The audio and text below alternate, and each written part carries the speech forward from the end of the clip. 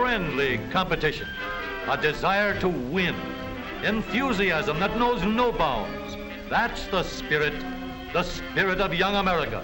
From coast to coast, in everything from sandlots to stadiums, you'll find red-blooded American boys full of that old grit and determination that makes winners and champions.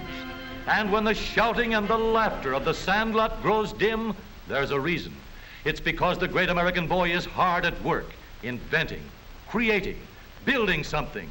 The energy that is forever behind both the competitive sports of youth and the desire to build and create new things is the energy that develops industrious, dependable citizens of tomorrow. Every spring, in thousands of attics, garages, and basements throughout the country, thousands of young Americans set to work building their entries for the All-American Soapbox Derby. The All-American is the greatest amateur sporting event in the world because it combines both the ingenuity and creative spirit of young America with the natural racing and sporting instincts of boys of all ages. Every boy, everywhere, between the ages of 9 and 15 is eligible for this great race. Sponsored jointly by the leading newspapers and America's leading manufacturer of automobiles, local derbies are run in 116 different cities throughout the country. Each of these local champs is already the proud possessor of the M.E. Coyle Trophy. The place? Akron, Ohio. The time? The morning of August 16th. The excitement?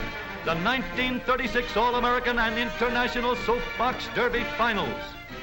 Today, Akron is a city filled to overflowing with a big welcome for the thousands who have come from every state in the Union to witness the big event. For the racers, first comes registration and entry blanks, then sweaters, shirts, and all the other official regalia. Thousands of spectators are milling about the champions' cars, getting a good close-up look. Every one of these cars represents many long, hard hours of thought and building.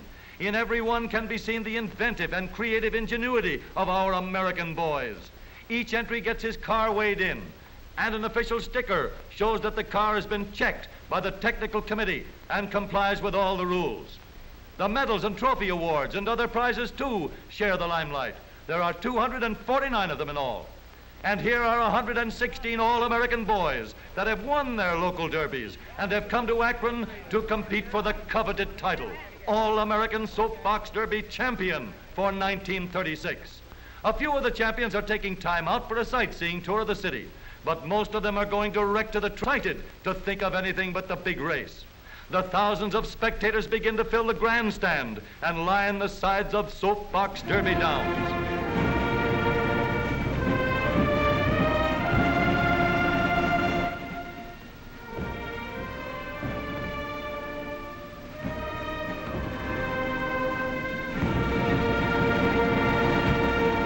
No racetrack in the world is more colorful than this, and yet it's just for boys, all-American boys.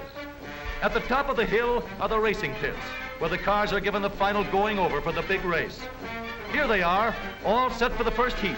There will be 39 heats run off first, then the winners of these will be grouped and eliminated until only 5 boys are left.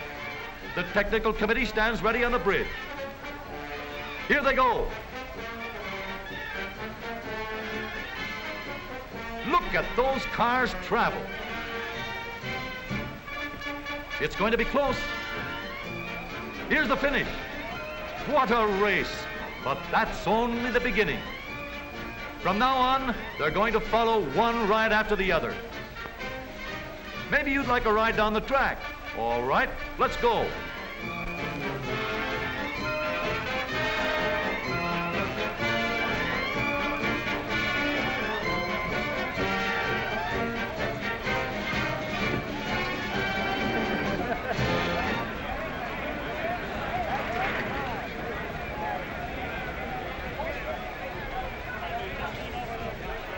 Hey, looks like we got off that one just in time.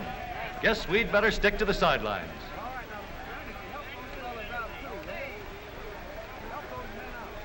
Here are Graham McNamee and Tom Manning getting ready to broadcast over a great nationwide hookup. And millions of people all over the country are listening. Behind the roar of the crowd is the clickety-clack of the typewriters and telegraph keys. Stories of the race flashing over the wires. Pictures, too, both for the newspapers and newsreels. Harry Hart's and Wild Bill Cummings, famous race drivers, officiated the finish line. Here goes another heat. Look at the body English on that start. But then everything's fair as long as he doesn't get off and push. Three boys straining with every muscle, living in 1 minute the climax to all the hopes and ambitions of months of preparation.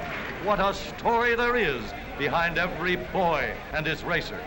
And now the last preliminary heats are over. Only 5 boys remain to fight it out for the coveted honor of being hailed the new champion. Onto the truck they go for the trip back up the hill. Away go the first 3.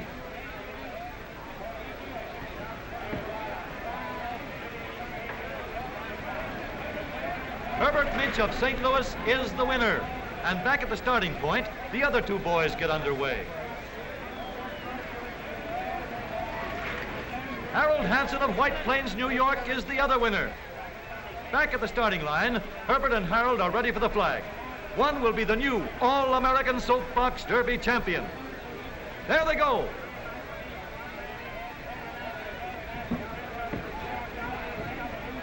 A new national champion, Herbert Minch of St. Louis, crosses the line, the winner. But Herbert can't rest on his laurels as yet. Now both boys go back to the top of the hill and get set for the international race, racing against the champion from over the ocean, Norman Newman of South Africa.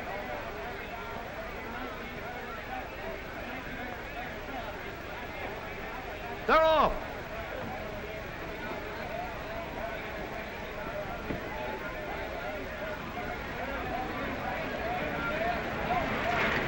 Herbert Minch is first, Harold Hansen second, Norman Newman of Pretoria, South Africa third. Mr. M.E. Coyle presents the first place trophy to the international champion while the other boys look on. As a fitting climax to a great day, there comes the big banquet and awarding of prizes.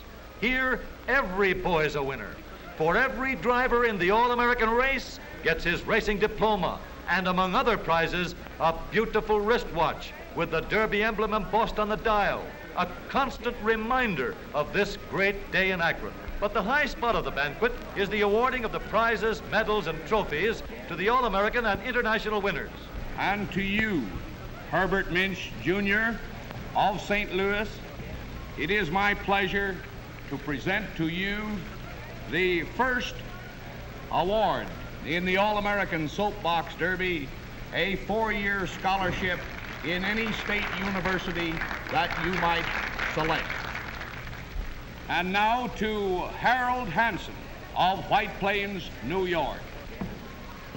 Harold, I have a letter here which entitles you to get your new car as second prize in the All-American Soapbox Derby. Thank you very much. Harold Hansen also receives the second place trophy for the international race.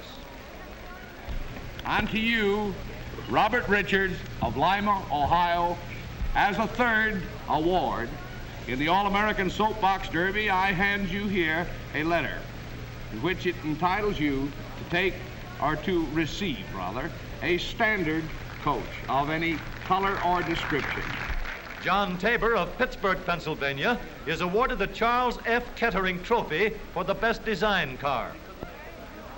Norman Newman from Pretoria, South Africa, who traveled over 8,000 miles for just this one race, receives the third place trophy for the international event.